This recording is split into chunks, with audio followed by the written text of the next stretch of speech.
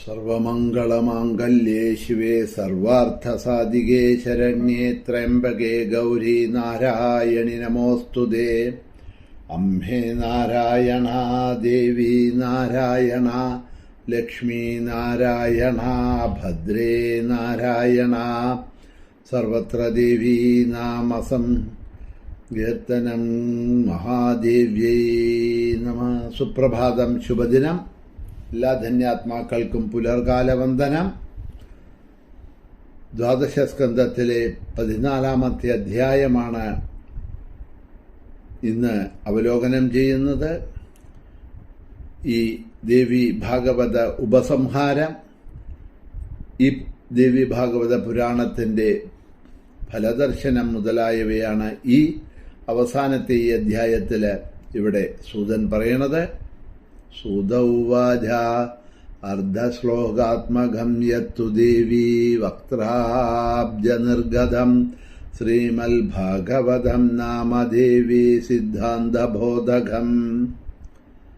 മഹാദേവിയുടെ വദനാംബുജത്തിൽ നിന്ന് അർദ്ധശ്ലോകാത്മകമായിട്ടാണ് വേദസിദ്ധാന്തബോധകമായിട്ടുള്ള ഈ ശ്രീമദ് ദേവി ഭാഗവതം വന്നിരിക്കുന്നത്.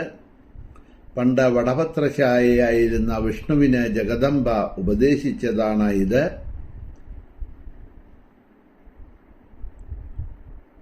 ബ്രഹ്മാവ് ഇതിനെ 100 കോടിയായി വിസ്തരിച്ചു. അതിൻ്റെ സാരമെല്ലാം ഒരുമിച്ച് ചേർത്ത വ്യാസമഹർഷി ശുഗനു വേണ്ടി 12 സ്കന്ധങ്ങളും 18,000 ശ്ലോകങ്ങളുമുള്ള ദേവീഭാഗവതം എന്നു പേരുള്ള പുരാണമാക്കി ഇതിനെ ചമച്ചു. ഇന്നും ദേവലോകത്തുണ്ട് ബഹു വിസ്തൃതമായ ആ ദേവീപുരാണം. ഇതുപോലെ പുണ്യവും പവിത്രവും പാപനാശകവുമായ മറ്റൊരു പുരാണമില്ല.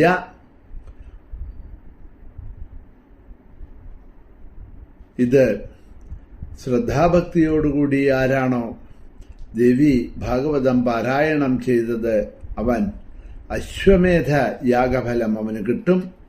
പുരാണജ്ഞനായ ആചാര്യന് വസ്ത്രാദികളും ആഭരണാദികളും നൽകി പൂജിച്ചിട്ട് വ്യാസബുദ്ധിയോടെ അടുത്തിരുന്ന് അദ്ദേഹത്തിൽ നിന്ന് നേരിട്ട് ഇത് ശ്രവണം ചെയ്യണം. സ്വയം എഴുതിയോ അഥവാ മറ്റാരെ കൊണ്ടെങ്കിലും എഴുതിപ്പിച്ചോ കന്നിമാസത്തിലെ പൗർണമി ദിവസം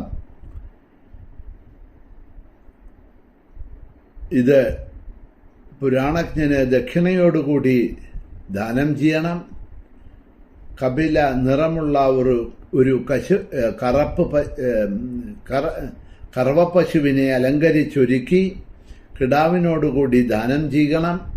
ഇതിൽ എത്ര അധ്യായമുണ്ടോ അത്രയും വിപ്രന്മാർക്കും സുവാസിനികൾക്കും, അതായത് സുമംഗലികൾക്കും കുമാരിമാർക്കും മറ്റും ഭോജനം നൽകി അവരെ ദേവീബുദ്ധിയുടെ വസ്ത്രാഭരണാദികൾ, പായസം, അന്നം, ചന്ദനം, മാല, പൂക്കൾ എന്നിവ കൊണ്ട് പൂജിച്ച് ഈ പുരാണം ദാനം ചെയ്താൽ ഭൂദാനഫലം ലഭിക്കും. ഈ ലോകത്ത് സുഖമായി ജീവിച്ച് ഒടുക്കം ദേവലോകത്തെത്തുകയും ചെയ്യും. ഉത്തമമായിട്ടുള്ള ദേവീഭാഗവതം നിത്യവും ശ്രവിക്കുന്നവന് ദുർലഭമായിട്ട് ഒന്നും തന്നെ ഇല്ല. പുത്രനില്ലാത്തവന് പുത്രൻ, ധനമില്ലാത്തവന് ധനം, വിദ്യാർത്ഥിക്ക് വിദ്യ, ലോകത്തിൽ യശസ്, കീർത്തി, അതേമാതിരി തന്നെ സന്താനങ്ങളില്ലാത്ത സ്ത്രീകൾക്ക് സന്താനം എല്ലാം ഇത് കേട്ടാൽ ലഭ്യമാണ്. ഏത് ഗൃഹത്തിലാണോ വിശിഷ്ടമായ ഈ ദേവീഭാഗവത ഗ്രന്ഥം വെച്ച് പൂജിക്കുന്നത് ആ ഗൃഹത്തെ ലക്ഷ്മിയും സരസ്വതിയും ഒരിക്കലും വിട്ടുപോകില്ല. ജ്വരബാധിത തൊട്ടുതീണ്ടില്ല. ഈ ഗ്രന്ഥം ഭക്തിപൂർവം പാരായണം ചെയ്താൽ ഒരു മണ്ഡലം കൊണ്ട് ദാഹത്തോടുകൂടിയ ജ്വരവും നശിക്കും.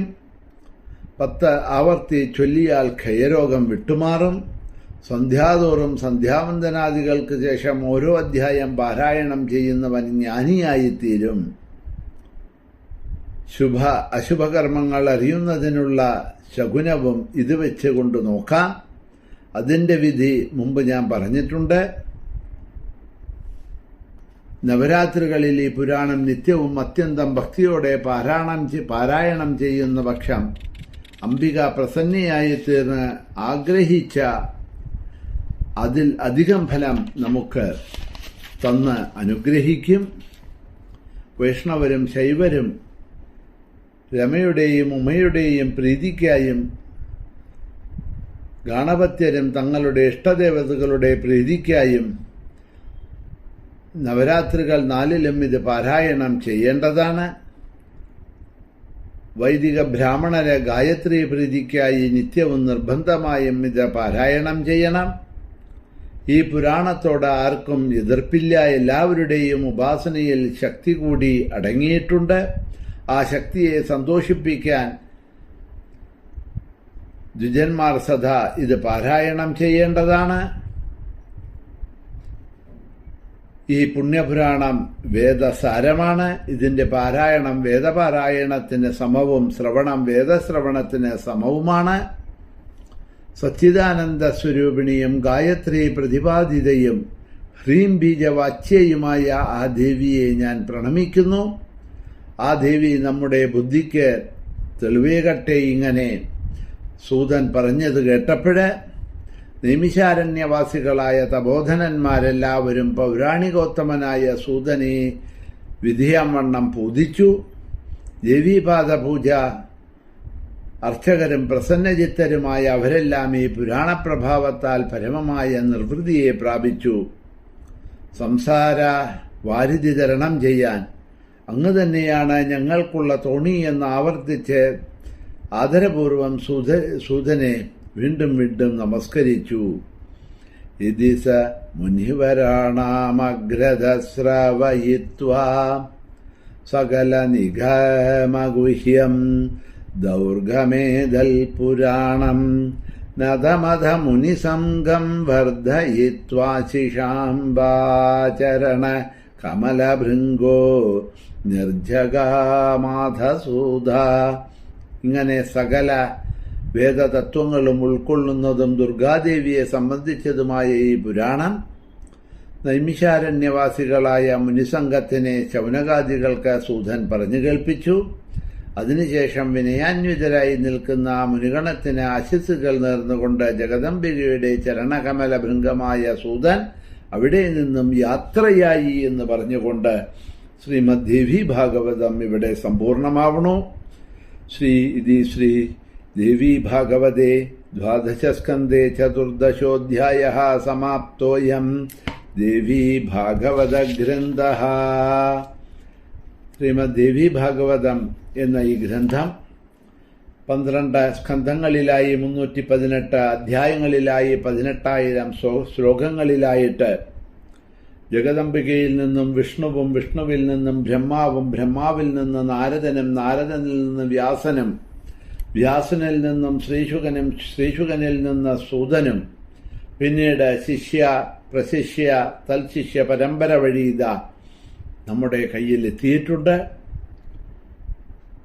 ശ്രീമദ് ദേവി ഭാഗവതത്തിന്റെ മാഹാത്മ്യം പറഞ്ഞ സമയത്ത് അവിടെ പറയുകയുണ്ടായി, പുരാണങ്ങളിൽ വെച്ച് ശ്രേഷ്ഠമായിട്ടുള്ള ഈ ദേവി ഭാഗവതം എന്ന പുരാണം ആരാണോ ശ്രവിക്കുന്നത്, ആരാണോ ശ്രദ്ധാഭക്തിയോടുകൂടി പാരായണം ചെയ്യുന്നത്, ദേവി ഭാഗവത കഥകൾ ആരാണോ ശ്രവിക്കുന്നത്, അവര് ജന്മജന്മാന്തരങ്ങളായി ചെയ്ത സകല പാപങ്ങളിൽ നിന്നും മോചിതരായി ദേവിയുടെ പാദകമലങ്ങളിൽ തന്നെ എത്തിച്ചേരും എന്നവിടെ പറഞ്ഞിരുന്നു.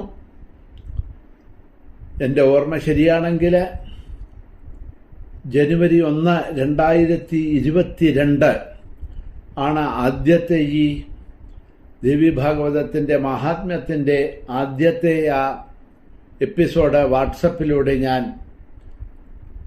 പോസ്റ്റ് ചെയ്യാൻ തുടങ്ങിയത്. അങ്ങനെ 1/1/2022 ദിവസം തുടങ്ങിയതായിട്ടുള്ള ദേവി ഭാഗവതം ഏതാണ്ട് 4.5 വർഷവും 1140ഓളം എപ്പിസോഡുകളും പിന്നിട്ട് ഇന്നിതാ ദേവിയുടെ പാദങ്ങളിൽ സമർപ്പിച്ചിരിക്കുകയാണ്. ഇതിൻ്റെ ആദ്യത്തെ ഘട്ടമായ 500ഓളം എപ്പിസോഡുകൾ വാട്സപ്പിലൂടെ ആയിരുന്നു ദിവസം വിവിധ ഗ്രൂപ്പുകളിൽ ഞാൻ പോസ്റ്റ് ചെയ്തിരുന്നത്. 501ാമത്തെ എപ്പിസോഡ് മുതൽ യൂട്യൂബിൽ കൂടി ഇതിൻ്റെ പോസ്റ്റിംഗ് തുടങ്ങിയിട്ടുണ്ട്. കഴിഞ്ഞ 4.5 വർഷങ്ങളായിട്ട്, അല്ലെങ്കിൽ എപ്പോൾ സാധ്യമായോ അതുമുതൽ ഈ ദേവി ഭാഗവത പാരായണ ശ്രവണങ്ങൾ ആസ്വദിച്ച എല്ലാ ഭക്തജനങ്ങൾക്കും ദേവിയുടെ ആദിപരാശക്തിയുടെ പരിപൂർണമായ കടാക്ഷവും അനുഗ്രഹവും ഉണ്ടാവട്ടെ എന്ന് പ്രാർത്ഥിച്ചുകൊണ്ട് ഇത് ദേവിയുടെ പാദങ്ങളിലും ഗുരുവിൻ്റെ പാദങ്ങളിലും എല്ലാ സജ്ജനങ്ങളുടെ പാദങ്ങളിലും സമർപ്പിക്കണു. സർവത്ര ദേവീ നാമ സങ്കീർത്തനം മഹാദേവീ നമഃ. സർവത്ര ഗോവിന്ദ നാമ സങ്കീർത്തനം ഗോവിന്ദ ഗോവിന്ദ നമഃ. പാർവതീപതയേ ഹര ഹര മഹാദേവ. കായേന വാചാ മനസേന്ദ്രിയർവാ ബുദ്ധ്യാത്മനാ വാ പ്രകൃതേ സ്വഭാവാത് കരോമി യദ്യത് സകലം പരസ്മൈ നാരായണായേതി സമർപ്പയാമി. സർവം ബ്രഹ്മാർപ്പണമസ്തു. സർവത്ര ഏകവാക്യം. ഹരി.